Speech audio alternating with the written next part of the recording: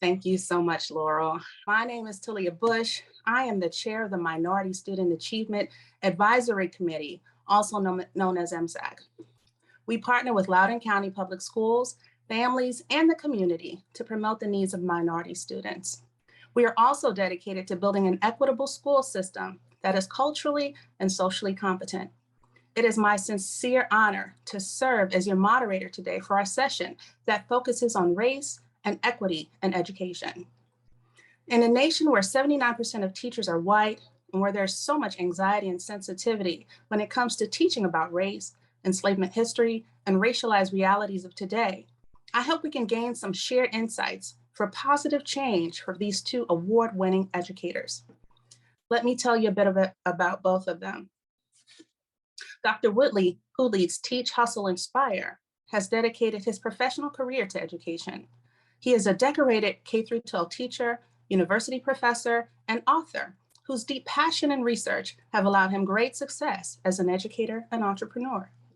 He is the architect behind the educator movement, Teach, Hustle, Inspire, and has written the best-selling book, MC Means Move the Class, How to Spark Engagement and Motivation in Urban and Culturally Diverse Classrooms. Leanne Erickson is a proud sister, daughter, and granddaughter of teachers. She has taught in rural, suburban, and urban schools, witnessing disparities in U.S. education and working to dismantle them. That work includes teaching predominantly white students to recognize historical truths and privilege and dismantle systemic racism. Leanne developed extensive curriculum and created the Connect, Absorb, Respond, and Empower conference, which brings authentic and relationship-building conversations about race and bias into high schools. She is co-author with Kalisa Wayne, What is White Privilege for Young Audiences. Welcome, and thank you both for joining us today. Dr. Woodley, I'd like to start with you. First, let me say I really enjoyed your book, MC Means Move the Class. You mentioned that you started your teaching career wearing a sort of uniform to the class each day. You also say that it came with certain biases and expectations. Please share that story with us. Absolutely. First of all, I would like to thank you for the opportunity to contribute in this conversation, and I am honored to be here. Thank you so much, Talia. I will say this. When I began my teaching career, the mindset that I came in with was all wrong, just from the outset. And I'll frame it like this. I've got an interview to teach at a school, and I was really, really excited. Went in there, I mean, dressed to the nines, suit, tie. I had a briefcase in my hand. It was empty, but I just felt like I needed to have a briefcase just to be prepared. Like I was ready to go. And I interviewed with the principal, the assistant principal, and one of the department chairs. And every question that they had, I had an answer for it. And I was so excited. I got the offer. And so I'm driving home and I'm calling some people. I'm going to start teaching. I'm excited. And they ask me, well, where are you going to be teaching? And I tell them. And the response is that, oh, are you sure? In that community? Like those are the types of responses that I got. And coupled with the fact that when I got this offer and had this interview, it wasn't in the beginning of the school year. I got this offer and started this position in October, which means that the person that was in there for whatever reason wasn't. And so in my mind, I'm being warned by people about those kids in that community. And they clearly just ran somebody out of there. That's what I'm processing in my mind. On top of the fact that you hear this narrative and this conversation around when you're taught to teach, don't smile until November. Don't, make sure that you go in there and establish classroom management. And so I take all of these things into the classroom with me to a predominantly urban district. And for 2 years, I wore a full suit because I needed them to understand I was here about this business. For 2 years, I taught in a very strict and stern manner. And for 2 years, I went in there and shut things down. And so what would happen is literally in my classroom, I didn't have discipline problems. I didn't have to worry about the administrators coming to my end of the hallway and hearing excessive noise and all of the, not in my class. We don't do that in my classroom. And what would happen is, looking back on that, hindsight is 2020, crystal clear. At that time, that was something that I wore as a badge of honor. Now looking at that, I understand the error of my ways and my growth and maturity as an educator, because in my thought process to shut those things down, that's exactly what I did. But I also shut down connection. I also shut down the opportunity for students to ask questions when they didn't understand things. I also shut down the opportunity for, especially me being a male educator in that building and one of the even fewer Black male educators in the building. It makes me upset sometimes when I think about all of the students who I missed for 2 years that didn't feel comfortable coming to me and having a connection with me for whatever reason. And I got a rude awakening one day when a parent called my office and said that my daughter is scared in her classroom. Like, literally, that was the rude awakening that I had. And I've been in this for 2 years already. And so me understanding that that is not my personality, that is not who I desire to be in this classroom, nor thinking at that time I didn't have kids, but would I want my children to be in a classroom where they were scared? And even now, understanding, if you understand the psychology behind this, you can't learn when you're scared. You cannot physically, you cannot mentally engage with the learning process when your brain is trying to decide if it needs to be in fight or flight mode. It can't work. And so all of this was really an opportunity for me to be very self-reflective and start making some immediate changes. And really that it was incredibly eye-opening for me.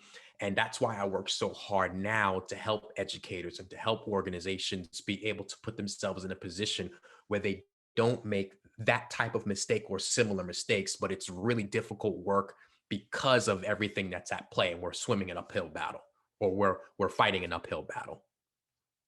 Wow, that's an awesome story. And I appreciate you having applied those lessons learned. My next question, in your book, you talk about helping all students feel valued and seen. What paradigms or pitfalls do you see most often taking place in classrooms that are missed by teachers, even those with good intentions? One of the pitfalls that I see is the approach of teaching in a very tactical manner. And what I say when I say that, I mean, I go into a lot of classrooms and work with a lot of schools, and at the surface, everything looks good. The lesson plans look good. The rules are hung up in all different sorts of colors. I've gone into classrooms and I've seen couches and bean bags. It looks nice, and it's approached in very tactical manner. You have this system and these routines in place, which are all very important. Please, I don't want to minimize those things. But for some, that's where it stops. When we have to understand that teaching is a relational practice, not a tactical practice, because it is human to human interaction. Just the same way that you and I are engaging in this conversation, human to human, that's the same thing that happens with the student to teacher connection. And if that relation is not the foundation of the learning environment, teachers are going to find themselves in very, very, very difficult positions. It's almost, when you think about it, if you've ever traveled somewhere, a lot of times we were in pre-pandemic, when it was safe to be out and about on vacation and things of that nature. It's a little safer a little while ago. But anytime we're traveling or somewhere new and you meet someone, you say, "Oh, hey, how you doing? Nice to meet you. My name is." 9.5 times out of 10, that follow-up question, "Where are you from?" And when you think about that, why is that? Psychologically, what's happening is we're trying to find some way. Is there some way you and I are connected? How is it that I might be connected to you? Is it possible that we are from the same place? Is it possible that we went to school in the same area, or we know some people from the same area? We all have this innate desire at some level to connect. And when that connection is not there, it really puts students in a position where they cannot fully engage because the brain is not being leveraged in the way that it was. We are meant to connect with people. We're meant to connect and collaborate with others. And when that disconnection is there, it makes the job harder for the educator and, of course, the students. Wow, it's a great way to understand that. My next question is connection. It's all important theme in your work you just described. Share more with us about the value and differences between connecting with students academically as well as culturally. Absolutely. I frame it like this. In that classroom, to take that idea of connection to a new level, what I try to help educators do in their classrooms and even in organizations is we try to focus on a connection at 4 different levels, 3 primarily, but a 4th one that's important. The first one is connection with self. How is it that you can help that student engage with their identity and their value in that classroom and why they are important? The second connection is connection to the work itself, making the instruction delivered in a way that makes sense to the students and how they make sense of the world. I'll give you an example. Simple math problem. If you're looking at the aerial view of an apartment building, right? Or an apartment. I gave this math word problem and I think this was illustrated in the book as well. And it says the Johnsons want to replace the sofa and they need to find the measurements, find the perimeter. So when students were given this math problem, over half of them got it wrong. Multiple choice, choose the right answer. What will happen in those instances is when you really peel back the layers and the Johnsons want to choose a new sofa, so help them find the perimeter. The reason that most of those students got that wrong is because for many students in Black and brown communities, that's a couch. That's the daily conversation. That's how we make sense of the world. Take your feet off the couch. I have to tell my kids, stop jumping on the couch. We don't eat on the couch, we eat at the kitchen table. That's the daily conversation. And without having that information, what can happen is when those questions like that are wrong, what it does is it reflects poorly on the teacher who taught that lesson in that instance, because when that one word was flipped out of there and swapped, the light, oh, that's a boom, add side plus side plus side plus side. The answer, of course, is C. But if we don't have that understanding and that connection, making that obvious as to how those students make sense of the world, those things can be missed. And moreover, what it will show is that the teacher didn't teach that lesson when in fact they did. Next is a connection. So you have the connection to self, you have connection to the work. You also want to have a lateral connection to the students. And the young lady that read that poem, Zaria, that really spoke to me. And my fear for her is that I understand where she is. And it is, I noticed the word that she used therapeutic. And that should be a tell. Why is it that that young lady needs to use such a strong word in a classroom setting? Because she clearly, and she has said, articulated, she's disconnected. Did you know that psychologically speaking, when there's a disconnection, like if you hold, you ever, if you're familiar with, I can't think of the name of that machine, but it has the patches hooked to your head and it has the wires that hook up to those monitors. If you have 2 people hooked up to the same machine, right? One person is punched, punch them. Certain patterns will go off, responses in the brain. If you have another person hooked up to that same machine and they're experiencing acute loneliness, did you know that psychologically the response is almost identical? Wow. Like literally, some research in the 90s. That, in my mind, is what that young lady is feeling and why she used that strong word, therapeutic, to write. And my fear for her is that she is going to have to continue to fight that battle, and others like her. She is a very resilient young lady. But what about those of us who don't have that level of resilience? She is achieving clearly in spite of, not because of.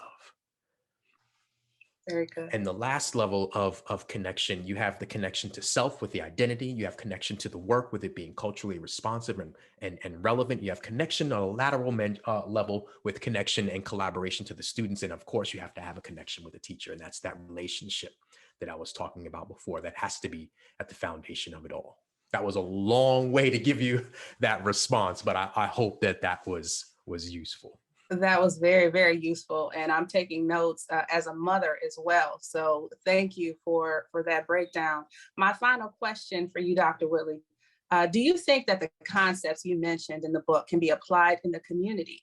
For instance, how can nonprofit leaders with diverse clients or philanthropic leaders who fund diverse nonprofit leaders apply the material that you have in your book? Sure, sure. In the book, I basically go over what I call 4 key elements of urban education. I use a little bit of alliteration: alliance, relationship building; the achievement, teaching and learning; the awareness, the emotional intelligence and self-care; and of artistry, the creativity in it. For an area like Loudoun County, if my math is correct, I want to say it's about 500 square miles, a little over 400,000 people, and the population demographics about 67% white.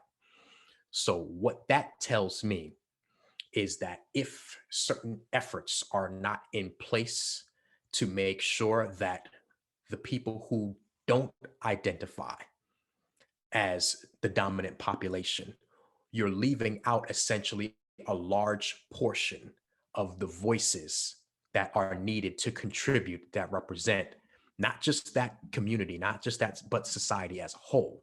What is it that can be done to let everyone know that your voice is seen, valued, and heard and appreciated? The learning and the communication that can happen at the community level, at the nonprofit level, and the teaching, because at the end of the day, as I mentioned before, put education aside, we're here to connect with one another.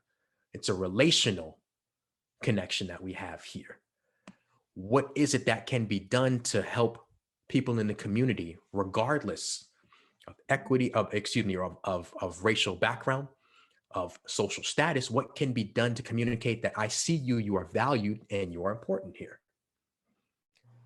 Have the opportunity to be bold and have a conversation with the people that are there and with the people that are not. Is there something that you are missing?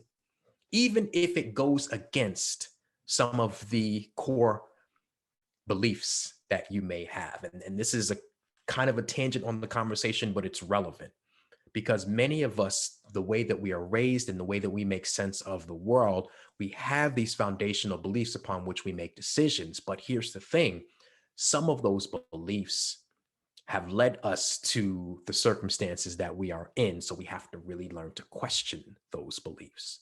We all make sense of the world with the information that we are given, and we all see the world through a specific lens. Sometimes we have to acknowledge that how we see something is not actually how it is.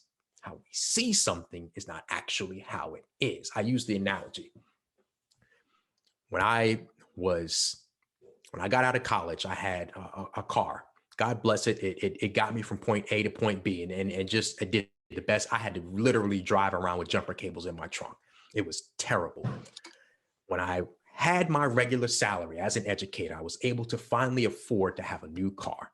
I got myself a nice gas efficient Toyota Camry, and I was so proud. And I pulled off of that lot, driving just as proud as I wanted to be. And I got home and pulled into the parking lot of my townhouse complex and realized, wait, hold on, I didn't realize so many of my neighbors had Camrys too. That's interesting. Never gave it any thought. Went to work the next day. Pulled into the parking lot of a parking lot that I drive into literally every single day. Good grief, I didn't realize so many people have Camrys just like me. Driving home, didn't realize there were so many Camrys on the road. Why am I mentioning this? Because in that moment, because my focus had shifted to something that was important to me now, I saw what had been literally in front of my face the entire time. So my question to the nonprofit leaders and to the community leaders is what is in front of you that you are not seeing that has literally been there this entire time? And how could what you are missing add value to your mission, to your goals, and to the vision that you have for that organization and serve that community? Great illustration. I have a Camry too, so I've got a little chuckle in my throat. we're going to pivot right now. Dr. Woodley, his approach works to address the fear, stress, and anxiety that can stifle a teacher's style when faced with culturally diverse students. Now, Leanne, she has similar convictions. And I want to pose this question to you, Leanne.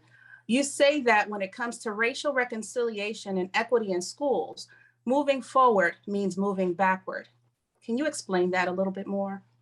Yes, and first I just want to really acknowledge what Dr. Woodley said and affirm that this is all critical and important. And for me, as a white woman, I have perpetuated the problems in the classroom that exist before I realized what was in front of me and what I was missing out on in my classroom. And I'll talk a little bit more about that, but I just really want to affirm that. Thank you so much for having me here. And then also acknowledge that as a white woman, I am not here to speak for people of color. And I want to acknowledge that a lot of my work deals with helping white students, educators, and community members be authentic allies, take up that fight for authentic allyship for racial justice. So I just want to really make that clear, that that's what I'm here to do. And the question in my classroom, I like to say that I teach a fuller truth of a fuller humanity for a fuller joy. So your first question really gets at that fuller truth bit. And I really believe and have been taught that we cannot move forward as a society towards racial reconciliation without acknowledging and repenting for the sins of our past. Having a clear understanding of history helps us move forward better. Often some of the most revelatory moments when I'm working with folks, with students, or with community members, we're talking about systemic racism, we're talking about dismantling systems. One of the most effective strategies is to learn how that system was built. Because when we know how something was built, we often can better understand how to take it apart. But I want to give you an example of how this applies to education and how I became a teacher who perpetuated racism in my classroom. And I want to start, I know you shared that statistic that 79% of America's teaching staff is white. That varies heavily in other areas. In my state of Iowa, 94% of teaching staff is white. 7% of the teaching staff in America identifies as Black, and actually only 2% of our teaching staff identify as Black male educators. Additionally, there's a phenomenal little research project out there that talks about what motivates teachers or how teachers kind of problem solve in their classroom. And a survey done by a company called Digital Promise stated that 98% of teachers make decisions based on instinct and personal experience. So in a state like Iowa, if 96% of the teaching staff or 94% of the teaching staff is white and we're making decisions based on instinct and personal experience, then we are absolutely not serving students of color in our class because we're not seeing our classroom beyond the lens of ourself. Here's how I think that happens. In my education experience, I was not taught a full history. So I was taught about the history of slavery, but I was not taught about the rich communities that existed in Africa. I was taught about the Civil War, but I wasn't taught about the triumph and tragedy of Reconstruction. I was taught about Jim Crow, but I wasn't really taught about lynching. I was taught about the Civil Rights Movement, but I didn't learn about Fannie Lou Hamer or Amzie Moore. I was taught about the war on drugs, but I was not taught about mass incarceration. And so what happens when I'm given this half history is, as a white person who's not experiencing racism daily, I just think we're good. We're good. The problems in the past weren't that bad anyway, and guess what? They're over, so stop worrying about it. That's the mindset that comes when we're taught a half history. And so when I walk into a classroom filled with predominantly Black and brown students, I'm already completely oblivious, at best, at worst, ignoring their personal experiences and the history that has created those experiences. And so I'm bad for my students. And so I create trauma. And so I miss out on opportunities to connect with students authentically. And so I take anger surrounding racial issues as personal offenses to me. And that's incredibly detrimental to my students. So we got to Wow. go there first. I'm sorry, I didn't. I just said we have to go there first. We have to look backward. We have to go backward. And thank you for your perspective. I would like to say that your book, I really enjoyed it, and I thought that everyone should read it. So I know that it's for teens, but I really got a lot out of that book, and I think that it should be shared broadly and read broadly. Let me move on to my next question. I know we're short on time. There's a phrase that was coined by Robin DiAngelo called white fragility. Can you share your experiences and perspectives about why it is so hard for white people to talk about racism? And what effect does it have in the classroom or even in the community? Mm-hmm. First of all, I think it's a natural human desire to want to be considered good, right? So when this desire becomes an identity, my identity is that I'm good. I'm a good person. Then we try to defend that at all costs. And I think that's one problem within white culture is we want to defend this idea that we're good. But I actually think defending that idea is not good. It's harmful. It's detrimental in our classroom because it models shame for our shortcomings and failings. I had an exchange student from Germany in my class one year, and students started talking about the Holocaust. We were reading an article, and he said, "Oh, I hate talking about this." And I could see all of my students kind of clench up like, "Oh no, we just really offended him." But I knew that wasn't what was going on. So I asked him why. And he said, "Because I love my country so much that it makes me so sad to know that we committed these terrible atrocities." See, you can have both a love for your country and an acknowledgement for the harm that it caused and a desire to do better. See, our classrooms really become places of reconciliation when and only when we embrace our personal need for grace and mercy, when we are vulnerable with our shortcomings in ways that lead to active change. I want to read you a quote because I start my class with this every year. So I've created courses in African American literature, social justice, history of oppressed people groups. And I always start with acknowledging my own personal shortcomings. And we start with this quote from Bryan Stevenson's book, Just Mercy. Stevenson writes, and this is profound, and I really hear this.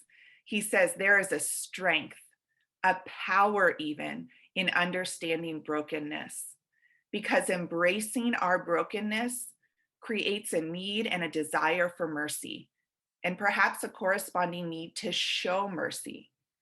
When you experience mercy, you learn things that are hard to learn otherwise. You see things that you can't otherwise see, and you hear things that you can't otherwise hear. You begin to recognize the humanity that resides in each of us." So I model my brokenness. And culturally, white people are so hesitant to model brokenness. I think that's American culture too, right? We are strong, we are independent, we move forward. But we're in that, we're selling ourselves short, right? So I am always the first in my classroom to acknowledge and confess racism, bias that I've perpetuated, and that I continue to root out in my practice. Powerful. Thank you. My next question. You support the belief that racial bias and discrimination exists in our schools. What are the active steps that schools and teachers can take to overcome bias? Sure. First, prepare yourself to experience tension. This work is hard. You have to prepare that and recognize that those biases, that discrimination is really probably deeply rooted in the system, probably in our own hearts, and we might not even know.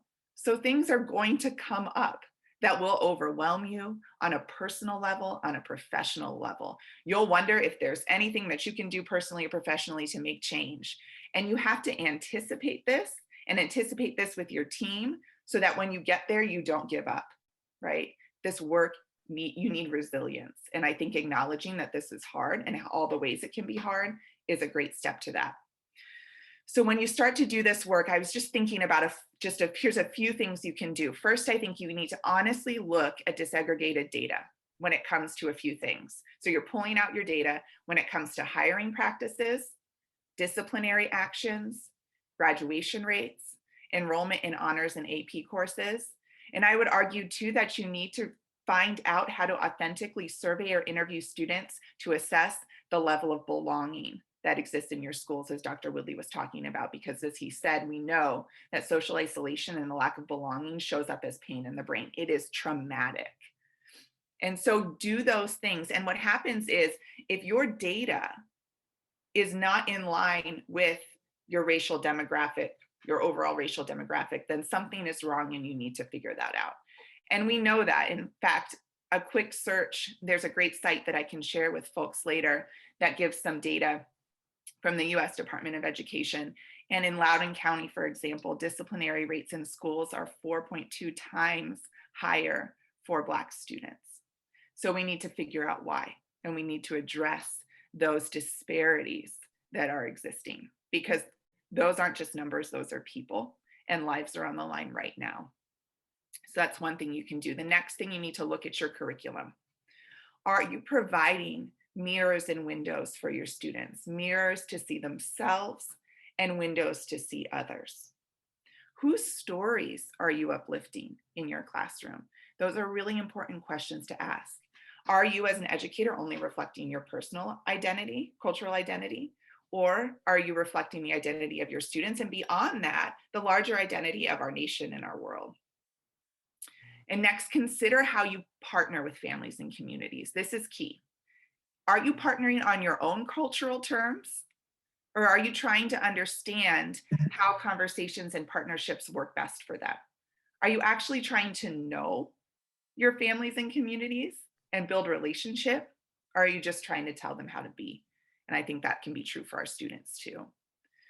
And finally, and this one is so relevant for our participants, and I'm so excited to know that philanthropic leaders of the community are in this space, because participating with community partners, building authentic relationships with community partners, partnering with schools of varying racial demographics than your own, those change the game. Change the game. Relationships is everything. And I can tell a lot of stories about that, but I know we're short on time. And I'm not talking about service projects. Please do not take your white students into the community to help. That is detrimental and deficit minded, right? I'm talking about partnerships where folks are really learning together, working together for change, right?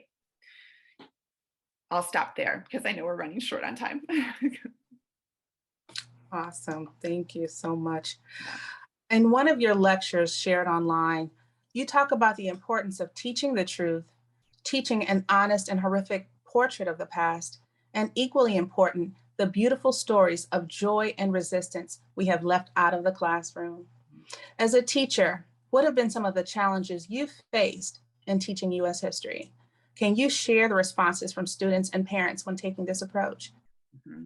So first, I'm a high school English teacher by trade, but I'm a nut about ensuring that teachers have a firm understanding of the historical context of everything we read.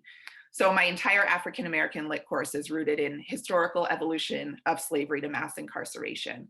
But I think we need to be teaching that in all classrooms, right? As Dr. Woodley talked about, even from the statistics that we use in math to the engineers and the scientists we lift up and attribute findings to in our science classrooms. When we do this, our students are absolutely transformed. I had a senior white boy write last year a college entrance essay about taking African-American lit as a sophomore. He talked about how the entire system that he built up of understanding of the world completely crumbled. And we talk about that because there's some grief that happens with that. But he said a new one was built up in compassion, because he saw, right? He saw the Camry, as Dr. Woodley, to use his analogy. He saw, he said his eyes were opened.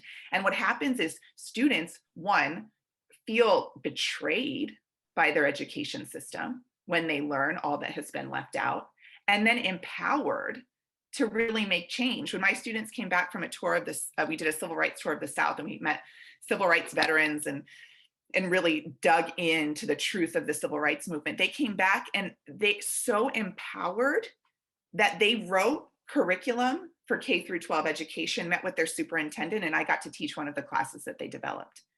It empowers students. As far as pushback goes, I think pushback is what you would expect, right? You have to expect the pushback. It comes, absolutely. You have to know why you're doing this work. You have to have authentic relationships with people of color so you know that this work isn't about you, right? It's about others. And thankfully, I have a really supportive administration, so I was never in danger of losing my job, but I know that that's a reality for folks. And I think it's a reality that we have to accept and move forward in any way because this work is too important. You'll frustrate your colleagues, you'll frustrate students, you'll frustrate parents, but hopefully, that feeling of frustration will move them to try to understand why they're so mad at you and make some change. Excuse me. Thank you. My final question to you. You've said that education must be taken outside of the classroom. What can a community do to enrich its work and adoption of this approach in local schools? If we are going to revolutionize and liberate education, we have to think outside the box. And I think we have to think of the entire community as educators, as part of the educator system. So building events, relationships with community. And I just really encourage too the people who are on this call to consider how you can partner with schools in revolutionizing ways, in ways that you've never done before. One thing, think about the problem you want to address. So in the school that I taught at in Iowa, when I was teaching, there were no teachers or staff of color. Every adult the students encountered was white. And I knew that was problematic because if you're not building relationships with people of color, your empathy for things that people are experiencing is just not there. So I developed the CARE conference.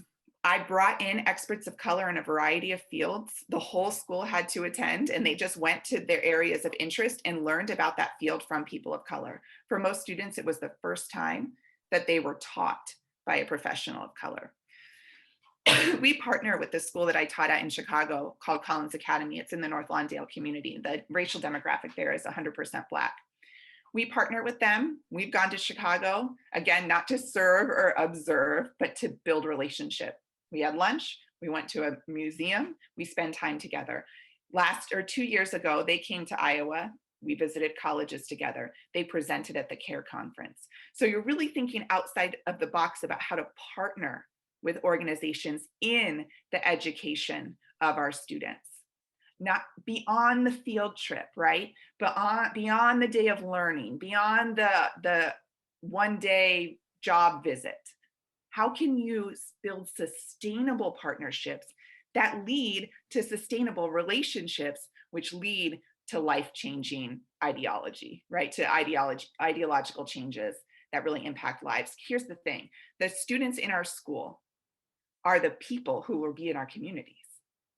So we have an incredible opportunity and responsibility to steward that education so that they are walking into the community. And I really am talking about white students right now. So they are walking into the community, understanding how their biases perpetuate systemic racism in systems and uprooting that. And so that our students of color can enter communities feeling seen, heard, and being able to participate in the creation of the spaces, because then we will have a richer community. It's good for all. Wow, awesome, thank you. As we wrap up, I'd like to ask each of you quickly to offer your opinion on critical race theory, which has just been a lightning rod phrase in Loudoun County and across the US. Each of you guys, please give us your opinion. Either you can start. I'll jump in here. Sure. Essentially, to keep it brief, it's not relevant.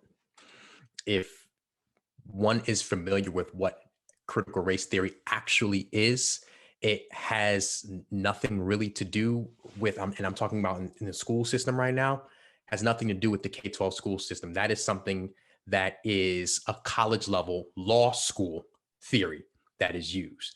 And it has recently, for many different reasons, but the narrative around it has been changed to make it fit a certain objective, as far as teaching true history, as Leanne articulated so well. I was just sitting here taking everything in that she said, and I was like, yes, Yeah, more yes, yes, yes. But it's just been shifted to fit this narrative that makes no sense when you really understand what it is and how we're talking about history, and you're talking about a college level theory and trying to make some sort of intersectionality there that does not exist. So really, it's just about identifying what it is and realizing that when it's presented as a front for teaching history, you have to recognize it for what it is. And that is exactly what people are trying to do. They're trying to keep history, accurate history, from being taught. I couldn't agree more. It's fear mongering, and it helps to preserve that false narrative that this country is good, right? Is wholly good. Is some, and what I will also say, Iowa, where I'm at, has some legislation that prevents, for lack of a better word, anti-critical race theory legislation. Pull it apart. I just did an event for educators where we pulled in some attorneys and the Civil Rights Commission in our community and analyzed the bill. You really, when you analyze it, there's not that much that it prohibits you from doing, which tells me that it is put out there to scare folks. It is put out there to quiet people who are trying to tell that fuller truth of the history. It is put out there to stop something that for whatever reason our legislators are afraid of. And so really analyze those bills and see what they're really saying so that you know what the limitations are, and then try to tell as many teachers as you can. That's something that local groups, organizations can do, right? Have events for teachers that help them understand what they can and cannot do under the law. That's a liberating thing, because otherwise teachers will just hear critical race theory legislation and just stop teaching everything. I've heard teachers say, well, I'm just taking out every book written by or about a person of color in my classroom. So that's what happens because of the law. So we really need to get the truth about what those laws are saying into the hands of teachers so that they can be empowered to continue that work. Well, thank you. Thank you both. Do we have time for questions from our audience? Yeah, we've got a few. So I would like to circle you both back to building authentic relationships and how you empower that in the classroom and in the community. Dr. Woodley, you want to take a stab at that first? Is the question, how do you build relationships? Yeah, how do you help your students build authentic relationships? Black students build authentic white student relationships and vice versa. Okay. I believe that starts with the teacher. I believe that starts with the teacher creating an environment where relationships and connection is identified as being important, and setting an example. And for, especially in circumstances where there is an imbalance demographically, one might not know how to connect with someone who is different from them culturally. And so that is something that has to be taught. And the one that would have to do the teaching and the modeling, as Leanne demonstrated and explained earlier, would have to be the teacher. So it starts from the top, and that has to be demonstrated and modeled. And there has to be an expectation of collaboration continuously. It's not just something that, all right, boys and girls, today we're going to talk about relationships, and then it's never discussed or displayed again, which happens. Yeah, and I would add that for white teachers in the classroom, it's really important to understand your own personal biases before you start to dig into trying to create those relationships, because you do not want to be modeling microaggressions. You do not want to be modeling macroaggressions to your students as you try to build those relationships. So there are definitely some resources out there, books that you can read. Belonging Through a Culture of Dignity. Belonging Through a Culture of Dignity is a great one. Read Dr. Woodley's book for sure. That's a really powerful one.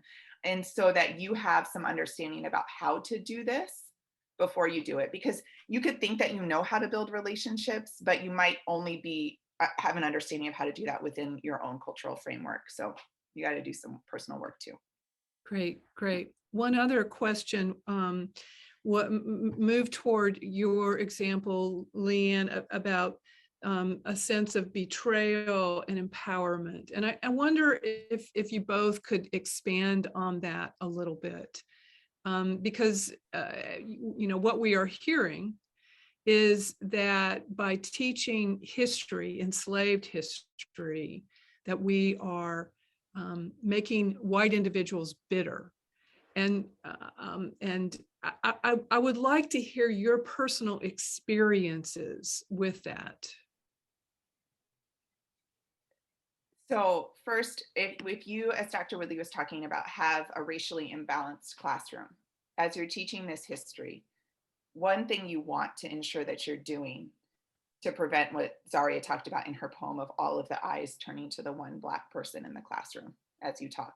Understand that if you are a white educator teaching a course like African American Lit, teaching a course like social justice, your students, depending on their racial identification, are going to experience that differently. Also, there will be a grieving process. My students went through stages of grief, right? From disbelief to anger. Walk through that with them. Do not try to push them through one stage or another. Press into all of those feelings so that they can have the strength, not just to be empowered momentarily, right? But to actually be resilient and empowered. It's beautiful, you guys. Oh man, it's a beautiful thing. Thank you, Leanne. Dr. Woodley, what are your thoughts on that?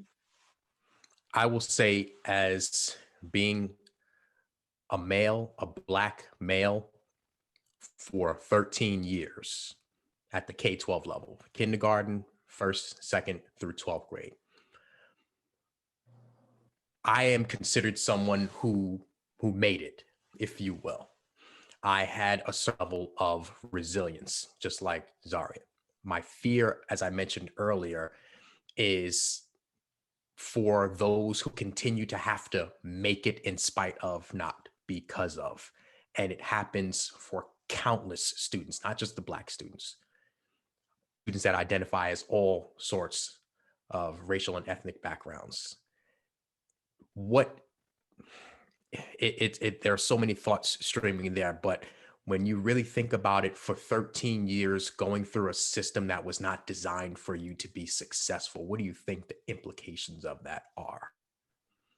A 100-plus-year-old system that essentially has not changed. 13 years straight, and we wonder why students drop out. We wonder why we have students that say that they don't like learning. Learning is a wonderful human experience that we all value. The way that we quote unquote learn, that's what needs to be questioned.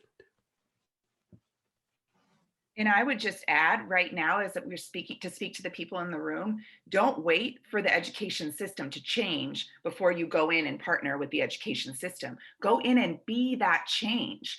Find the teachers that are ready to think outside of the box, partner with them, create those life-changing experiences, because it's not, the thing in and of itself isn't going to change from the inside, right? Go in, help foster that change. It's critical. Dr. Woodley's absolutely right. This system was built for white people, and not even just white. And it's built for I would say it gets even stricter in who it was built for, right? And we lose so much talent. We lose so much talent in that broken system. Right now, I'm working on a project to understand or to diversify the K through 12 pipeline. One of the primary leaks in focus groups that educators of color say exist is their K-12 education. Why would anyone want to go back into a system that hurt them so badly? And to even piggyback on that that is why these types of conversations, these types of events are extremely important. The Community Foundation and what is being presented here to the 73 plus participants, this is where the change starts to happen.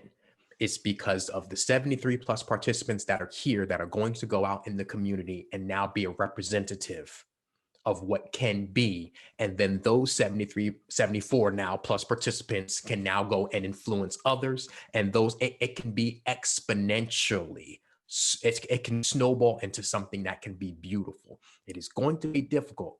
Leanne said this several times because it's that personal development that really fuels that professional development and change. But with conversations like this and events like this that are put on by the Community Foundation and other organizations, this is where the change starts. And I applaud each and every one of you again for partaking in this and for facilitating this discussion. Seriously, thank you. That's a beautiful place to say thank you to you both. Talia, do you have anything to wrap us up here?